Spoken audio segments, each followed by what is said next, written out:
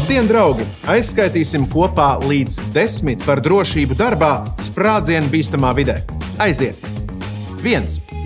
Bīstamu vidi rada sprākstoši tvaiki, putekļi un gāzes. 2.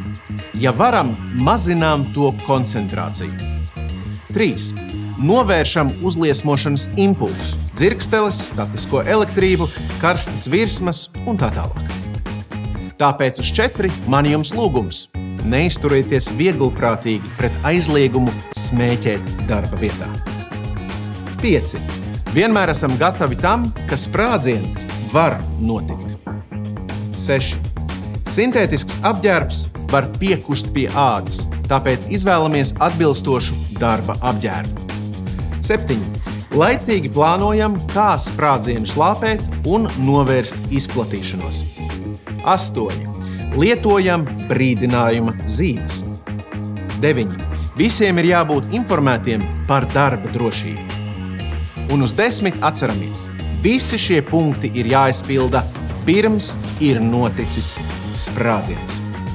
Lūk, cik vienkārši, kad visu saliek pa punktiem. Un atceramies, labs darbs, kas drošs darbs. Uz redzēšanos!